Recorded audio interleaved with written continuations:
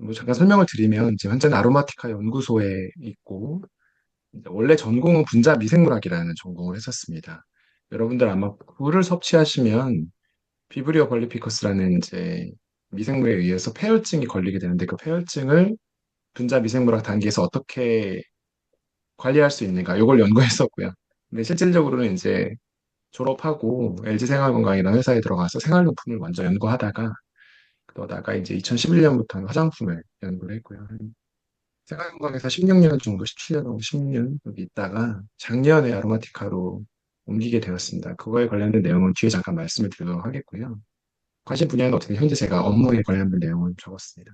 우측에 보시면 제가 이제 경험했던 브랜드들을 잠깐 읊어봤고요. 아마 익숙하신 브랜드가 있으실 거고, 푸라든지, 그다음에 수려한 홈쇼핑에서 보셨을 거고, 차임덕은 올리브영 가시면 CMP라는 화장품이 있습니다. 그걸로 보셨을 거고, 아로마티카 역시 올리브영에서도 보실 수 있고, 아마 관심이 있으신 분들이라면 보셨을 거라고 생각을 합니다. 아래쪽에 보시면 저게 뭘 하는 거냐면, 제가 했던 주요 업무에 대한 내용입니다. 이제 화장품이라는 것이 다양한데, 그 안에 있는 내용물을 만드는 업무, 그 포뮬레이션이라고 보통 하는데 저는 포뮬레이터라고 지칭하고요. 그 업무를 가장 긴 시간 동안 했었습니다. 그래서 이제 이 근 경험을 바탕으로 약간 제가 제목은 과거, 현재 그리고 미래라고 붙였는데 이제 각각의 섹터에 따라서 어떻게 좀 변화했고 왜 K뷰티가 인기가 있는가에 대해서 좀 간략히 좀 말씀을 드리겠습니다. 네, 그래서 이렇게 잡아봤는데 한방화장품, 천연화장품, 더마화장품 세 가지 꼭지를 좀 간략하게 볼 거고요. K뷰티가 지나고 걸어가고 나아가야 할 길이다라고 해서 K뷰티 로드라고 이름 지었습니다. 한방화장품, 천연화장품, 더마화장품 말씀드릴 거고 첫 번째는 한방화장품. 앞서서 말씀드렸는데 수려한이 한방화장품에 해당되고요. 밑에 이제 발효화장품은 수려한이라는 그 화장품의 효능 성분을 이제 발효를 통해서 나왔다. 그래서 아마 뭐 SK2나 수음 같은 걸 보셔도 될 것 같은데 한방의 큰 부류로 이제 잡아보면서 설명을 드리겠습니다. 좀 딱딱할 수 있는데요. 한방화장품 정의를 먼저 봐야 되니까 여러분이 한방화장품은 어떤 거냐라고 좀 음, 낯설어 하실 수도 있는데 사실 굉장히 생각보다는 심플하고요. 어쨌든 한약서에 수제된 약재를 일정 기준 이상 쓰면 된다. 이게 포인트인데 한약재로 만든 화장품 또는 한방 처방을 적용했다 정도로 알고 계세요. 앞에 말씀드렸던 것처럼 얼마가 들어가는 건 잘 모르실 거고 어떻게 들어가는지도 사실 크게 모르시지 않을까 싶습니다. 근데 소비자들이 알고 계신 게 정확하시긴 하고요. 두 가지를 비교해 볼게요. 일반 화장품은 좀 즉각적이고 성분 위주고 약간 타겟팅해서 한다면 한방 화장품은 쓰여진 걸 보시면 종합적, 전체적, 그리고 약간 미리 예방하는 한약과 양약을 생각하시면 편하게 이해되실 겁니다. 한약은 어디가 아프다고 약을 먹진 않잖아요. 근데 감기 걸리면 뭐 약 먹고 어디가 아프면 치료하듯이 양약과 비해서 조금 전체적인 몸의 컨디션을 보는 그런 약이 한약이잖아요. 한방화장품도 그런 관점에서 케어한다. 이렇게 보시면 편하실 것 같습니다. 개발 프로세스인데 사실 다른 것들이랑 크게 별반 다르진 않겠지만 가장 차이점은 전통 문헌에서 출발한다는 점. 진짜로 동의보감이나 이런 조서영 실록에 있는 문구를 저희가 연구를 해서 여기 안에서 어떤 약재가 쓰였지, 어떻게 실제 처방했지를 저희 나름대로 현대적으로 해석을 해요. 그래서 실제로 그걸 통해서 성분을 뽑아냅니다. 그걸 적용하는 과정을 거치고 있고요. 이것도 아마 관심 있으신 분은 아실 수 있는데 저희가 보통 포제법이라고 하고요. 왜 밑에 그림 보시면 아시겠지만 왜 사극 같은 데 많이 보시면 우려내잖아요. 우려내가지고 막 짜내고 이렇게 즙 짜내고 이러죠. 실제 저희 추출물 만들 때 거의 비슷한 걸 거치고요. 실제 추출물을 보면 한약처럼 진하게 생겼고 냄새 맡으면 진짜 그 냄새가 나요. 근데 잠깐 말씀드린 후에 환유 라인이라고 있어요. 이제 백화점이니까 비싸겠죠. 한 60만 원에서 100만 원짜리 되는 고가의 크림들이 있는데 그런데 정말로 그 추출물들이 거의 20, 30% 이상까지 많이 들어갑니다. 그렇게 생각하시면 될 것 같고요. 요거는 이제 좀 이해를 돕고자 요즘에 커피를 좋아하시니까 에스프레소가 있고 콜드 브루가 있잖아요. 네, 한약재도 마찬가지입니다. 열을 가해서 뽑는 열수가 있고 냉침 추출이 있고 이건 뭐 아시겠지만 비타민이라든지 고온에서 파괴되는 성분을 잘 뽑아내기 위해서 분리를 하는 거고요. 뭐 여러분들 혹시나 이제 자제분인 또는 이제 더 어린 아이들이 이제 조카나 어쨌든 집에 아기들이 있으면 투명 한약이라는 게 요즘에 있습니다. 한약방에서 이렇게 지금 보면 어쩌고 저쩌고 워터 드립이라든지 이런 쪽을 하면 진한 추출물보다 맑은 추출물이 뽑혀요. 근데 그게 당연히 이제 효능은 다를 수 있지만 그러니까 좀 자극적이거나 세지 않아서 아이들에게 쓰거든요. 그런 것들을 역시나 한방 화장품에도 뭐 아이들을 타겟으로 한다 이러면 그런 쪽에 추출물을 쓰고 싶습니다. 네, 화장품 이렇게 저희가 트렌드가 옮기고 있다 잠깐 말씀드렸고요. 빠르게 넘어가겠습니다. 천연 화장품인데 이게 사실 포인트일 것 같습니다. 아마 클린 뷰티란 워딩을 들어보셨을 건데 이게 요즘에 워낙 어, 흔하게 쉽게 보실 수 있을 거고 천연 유기농 화장품 말도 많아서 이걸 잠깐 말씀드릴게요. 요런 그 규제가 있었습니다. 몇 프로 이상을 함유해야 천연이고 유기농이라는 규제가 있었어요. 이게 19년부터 저희가 시행되고 있었고 국내 그리고 해외를 할 때도 어쨌든 이런 기준이 있었는데 올해 초에 바뀌었습니다. 이게 이제 기준이 바뀐 건 아니고 이거에 대한 인증이 바뀌었어요. 원래는 우리나라에서 한 번, 글로벌하게 한 번이 두 번을 받았어야 되는데, 이제는 국내에서, 국내는 안 볼게. 알아서 해라고 지금 바뀌었거든요. 이게 무슨 말이냐면, 업체한테 좀 길을 열어준 거고요. 자유롭게 표현하세요. 대신 책임을 지세요라고 한 건데, 그럼 사실은 소비자 입장에서 조금 조심하셔야 돼요. 그러니까 업체가 인증을 받는데, 인증이 쉬운 곳이 있고 어려운 곳이 있을 거잖아요. 그러면 쉬운 곳에 받으려고 하겠죠? 그럼 그 쉬운 곳이 뭘 보느냐? 이런 것도 잘 보셔야 되니까, 소비자분들 입장에서는 천연이나 유기농을 고르실 때 좀 주의를 하시면 좋겠다. 요거를 말씀드리고 싶었고요. 많이 들어보셨을 겁니다. ESG라고 하죠. 이게 저희 업계에서 되게 화두였었습니다. 계속 지금도 이어지고 있고 21년도니까 이미 한 4년 전부터 얘기를 많이 하고 있고 뒤에 말씀드리겠지만 제가 이제 이직을 한 이유가 지금 있는 회사가 여기에 굉장히 진심이에요. 그래서 이쪽으로 옮기게 됐어요. 이건 이제 과거에 나왔던 트렌드인데 굉장히 이제 저는 이과인데 문과인 분들이 이런 쪽의 워딩을 잘 뽑더라고요. 코스메틱스라는 이 워딩을 하나하나 키워드로 해서 둘레 여섯, 여덟, 아홉 가지 정도 되는 그 트렌드를 이 워딩으로 했었고요. 이 당시에 클린 뷰티가 가장 첫 번째 트렌드였었습니다. 그만큼 2020년대를 관통하는 키워드가 저희가 살고 있는 현재를 관통하는 키워드라고 할 수 있겠습니다. 굉장히 라벨이 다양하죠. 근데 이제 국내를 비롯해서 전 세계적으로 각 국가별로 하고 있고, 아마 올리브영 가시면 클린비트 보셨을 거예요. 그래서 올리브영이 굉장히 이런 쪽에 민감하고 빠르게 움직였다. 괜찮은 유통망인 것 같은데 좀 아쉬운 건 우리나라의 95% 정도, H&B 시장이 95%를 독점하고 있죠. 올리브영이 굉장히 유통에선 갑인, 조금 안타까운 그런 상황이긴 합니다. 당시에 어쨌든 클린 뷰티, 에코 뭐 이런 거에 대한 소비자 니즈가 많았고 올리브영에서 클린 뷰티를 하기 전에 그다음에 기초 스킨케어 라인, 바디 라인 그리고 향 이렇게 다양한 여러분들이 쪽 빼고 음, 저희가 보통 이제 제가 LG에 다닐 때 어떻게 표현했냐면 여러분들의 생활과 건강을 책임집니다 이렇게 말씀드렸거든요. 왜냐하면 LG 때는 건기식도 만들었으니까. 근데 지금은 건기식은 없고 헤어, 바디, 스킨케어, 그다음에 방향제까지도 다 커버를 하고 있고요. 다만 저희가 이제 회사의 사명상 실리콘을 쓰지 않는 것 때문에 색조 제품을 취급하고 있지 않습니다. 이 정도를 말씀드리겠고요. 그래서 이 제품이 이제 로즈마리 샴푸라는 게 올리브영에서 굉장히 인기가 많았고 2020년부터는 여러 번 1등을 했어요. 그래서 아마 사용해 보신 분이 있으실 수도 있고 뭐 여러분 저보다 지인이나 이런 분들 중에 아실 만한 분이 있을 수 있습니다. 그 밖에는 이제 알로에 베라젤, 퓨어일 소프트 등이 잘 팔리고 있고 잠깐 보셨던 것처럼 용기가 다 투명해요. 이게 지금 차이점이 굉장히 중요한 부분인데 좀 말씀을 드리겠습니다. 어쨌든 플라스틱 용기를 덜 쓰겠다. 그러니까 회사의 약간 사명과도 같은 건데 그러려면 리듀스, 리유즈, 리사이클을 해야 되고요. 과거에는 그래서 이쪽 좌측을 보시면 색깔이 있는 플라스틱이었다면 이제는 재활용이 가능한 투명한 용기로 바뀌고 있습니다. 근데 이건 사실 저희가 여기 보시면 국내 뷰티업계 최초라고 돼 있잖아요. LG상호가에 제가 16년, 17년 있었지만 이런 식의 일은 하지 않았어요. 왜냐하면 이렇게 되면 비싸지고요. 저희가 힘들어집니다.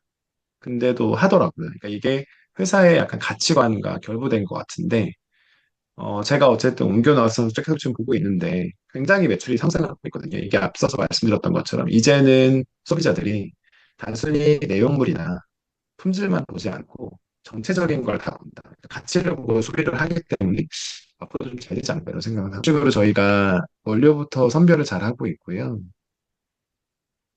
특이한 거 하나 말씀드릴게요. 이제 원료를 이렇게 프랑스나 뭐 이런 마다가스카르에서 가져오는데 여러분들 제품을 쓰시면 향이 있잖아요.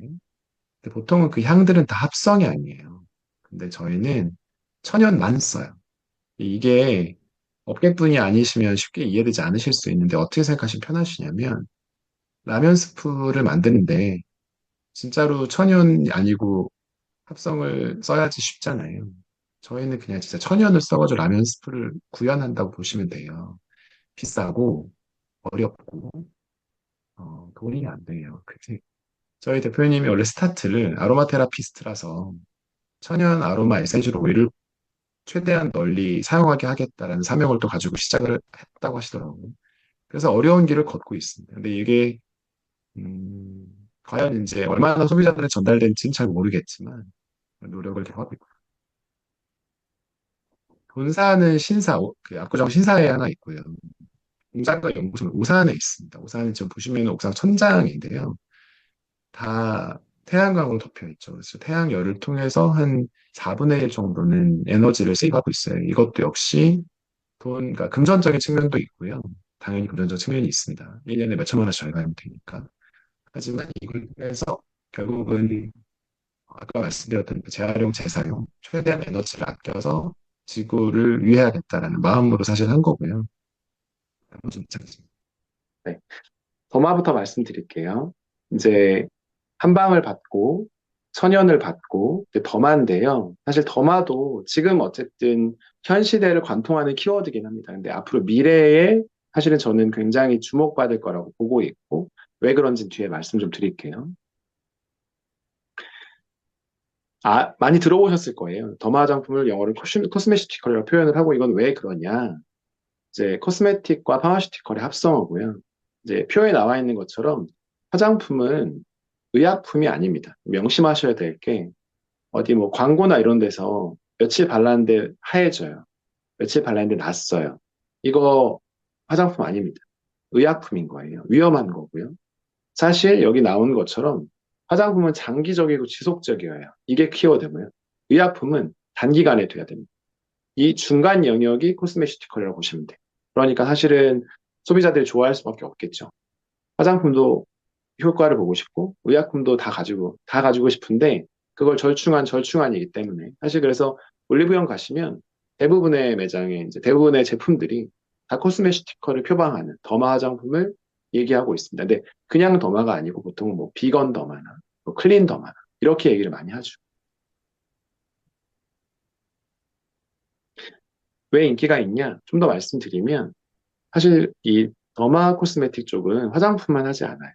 제약, 바이오, 뭐 여러분 아시겠지만 대웅제약이라든지 뭐 푸신 유명한 회사라든지 그리고 뭐 홈쇼핑을 좀 보시면 아시겠지만 센텔리안이라는 마데카로 유명한 회사가 워낙 인기가 있잖아요. 그런 회사들은 원래 약으로 인지도가 있던 회사이기 때문에 그 인지도에 힘입어서 어떤 제품을 내도 소비자가 바로바로 인지할 수 있고 효능과 직관적으로 이해할 수 있기 때문에 굉장히 잘 됩니다. 그래서 화장품 기업과 제약과 심지어 바이오는 PDRN이라든지 줄기세포라든지 요즘에 엄청나게 신규 성분들이 많이 들어오거든요. 근데 그걸 원래 연구하던 바이오 기업들이 바이오 산업은 워낙 캐시플로우가 좋지 않기 때문에 빠른 캐시카우를, 그러니까 돈을 얻으려면 화장품이 수익률이 좋거든요. 그러니까 화장품 사업을 하면서 동시에 자기 개발을 영위하는. 그래서 바이오 산업들이 굉장히 많이 뛰어들고 있고 여기에 더불어서 요즘에 보면 의료 미용기기라고 많이 보셨을 건데 의료기기 업체들 또는 실제 아까 잠깐 말씀드린 CMP도 원래 병원이에요. 우리나라에서 여드름으로 유명한 차인박 피부과가 병원에서 쓸 화장품 만들래라고 해서 만든 게 CMP고요. 그러니까 의료, 바이오, 제약 그리고 기존의 화장품까지 다 뛰어들어서 이제 거의 춘추전국 시대를 방불케 하는 게 지금 코스메시티컬입니다. 이 코스메시티컬이 소비자들한테 더 좋았던, 더 이제 이렇게 인기가 있던 건 제가 볼 때 이제 순한데 저자극이고 건강을 회복시 이게 왜 그러냐면 저희가 코로나를 겪으면서 마스크 쓰고 하다 보니까 굉장히 예민해지고 그래서 자극이 없는 거에 대한 니즈가 많아졌어요. 그러다 보니까 더마가 더욱더 인기를 끌게 됐고 여러분들이 보셨을 때 진정이라든지 뭐 이런 키워드들이 굉장히 요즘에 많이 나온다를 보실 수 있어요. 그래서 언제 아마 향후에 더마는 굉장히 더 상승하게 될 것 같고 이제 과거 자료긴 하지만 점점점 만족도가 올라가고 있다. 이런 걸 볼 수 있습니다. 많은 브랜드가 있는데요. 좌측에 있는 건 유럽, 그러니까 해외에 유명한 글로벌 더마 브랜드들이고 오른쪽에 있는 건 국내 브랜드들입니다. 아마 한 번쯤은 마크를 보신 적이 있으실 것 같아요. 뭐 좌측에 라로스포제나 뭐 유쉐린이나 BC 엄청 유명하고요. 오른쪽에 뭐 아이스트라라든지 뭐 닥터 자르트, 닥터쥐 이런 거 많이 들어보셨을 거라고 생각을 합니다. 요거는 이제 기술 관련 얘기라 제가 그냥 넘어가도록 하겠습니다. 뭐 저희가 예전에 태평양 시절부터 생각해서 아모레 시작해 드봉 뭐 이런 식으로 발전기를 거쳐서 최근까지 왔다 이 얘기를 말씀드리려고 했던 거고요. 요건 글로벌. 그래서 보면 빨간색으로 키워드들이 있어서 개선적으로 이제 발전하고 있다에 대한 얘기입니다. 그럼 다음은 뭐냐라고 했을 때 아마 여러분들 여기 있는 것 중에 보신 게 있으실 거예요. 맞춤형 화장품 얘기 많이 나오고 있고요. 미래 융합 기술 얘기 많이 나오고 있고, 그다음에 이제 소부장이라고 하죠. 소재 부품 장비. 이게 사실은 저희가 한 80% 이상은 다 원료를 수입하는 형국입니다. 특히나 최근에 중국 쪽에서 값싸고 효능 있는 게 많이 이제 수입이 되는 바람에 국내 업체들이 어떻게 소부장을 국산화할 것인가에 대한 굉장히 이제 앞으로 굉장히 이제 큰 도전 과제로 남아 있습니다. 맞춤형 조제 관리사라는 게 있어요. 여러분들 아실지 모르는데 이걸 통해서 이제 각각 개인별로 맞춤형 화장품을 판매하도록 국가에서 장려하고 있고요. 비스포크라고 여러분 아마 전자제품에 한번 들어보셨을 건데 고객 요구에 맞춰서 딱 맞는 화장품. 그리고 이제 밑에 보시면 3D 프린팅 마스크팩이라고 뭐 3D 아마 관련돼 가지고 많이 들어보셨을 건데 세스라는 전자 출품회에서 아모레가 이 기술을 통해서 상을 받고 하기도 했었어. 여러분들 얼굴형마다 다르시잖아요. 다 마스크팩을 똑같은 걸 쓰는 게 아니고 자기 얼굴형에 맞는 마스크팩을 만들어주는 기계라고 생각하시면 됩니다. 이제 마지막까지 온 것 같아요. 제가 시간 때문에 굉장히 빠르게 말씀을 드리긴 했는데 어디까지 갔냐 하면 감성 화장품이라고 그래서 뇌과학과 신경과학이 연결된까지 갔습니다. 그러니까 바르면 기분 좋아지는. 그다음에 이게 이제 어떻게 되는 거냐면 밑에 잠깐 보시면 커넥팅 스킨 투 더 마인드라고 제가 이름을 붙이긴 했는데 유로펩타이드라고 해가지고요.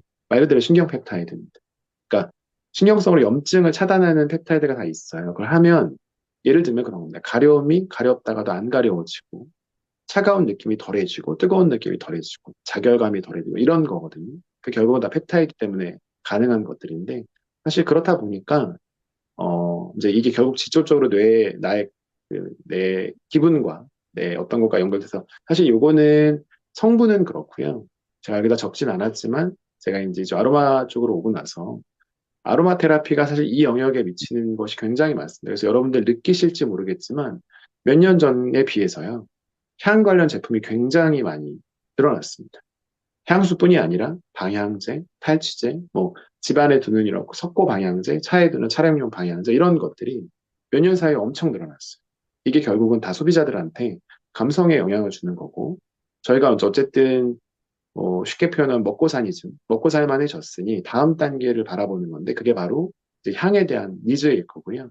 요즘 젊은 친구들 뭐 몇십만 원짜리 향수 아까워하지 않고 그냥 삽니다. 자기한테 돈 쓰는 거 아까워하지 않아요. 그래서 약간 이런 영역이 앞으로는 시장성이 있을 것이고 이게 결국은 이제 감성 화장품이라는 영역으로 연결되어서 내 피부뿐이 아니라 내 마음까지도 좋게 만들어줄 수 있다라는 영역이 아마 언젠가는 여러분들 소비자분들께서 듣게 되실 워딩이 아닐까 이렇게 생각을 해봅니다. 너무 빨랐죠. 죄송해요. 중간에 소리도 너무 잡음이 많고 이제 마지막 이제 말씀을 드릴게요. 이제 키워드로 제가 항상 친구들한테 말하는 건데 스토리랑 히스토리라고 표현을 합니다. 나만의 이야기, 스토리가 필요하고요. 이 나만의 이야기를 계속적으로 쌓는 히스토리가 돼야 되는데 히스토리가 되려면 애티튜드가 중요하다. 그래서 사실은 뭐 여기 계신 분들한테 또 물론 당연히 통용하겠지만 저는 주로 젊은 친구들한테 이렇게 얘기를 많이 해요. 너의 스토리 만들고 너의 그 히스토리를 쌓아가려면 책 많이 읽고 여행 다녀라. 그래서 사실 여러분들 워낙 책 많이 읽으시고 글 쓰시고 하시잖아요. 그래서 그런 부분들이 결국은 중요하다. 이런 얘기를 하고 있습니다. 그래서 남하고 비교하지 말고 나의 어제와 비교해라. 라는 식으로 친구들한테 얘기를 해주고 있고요.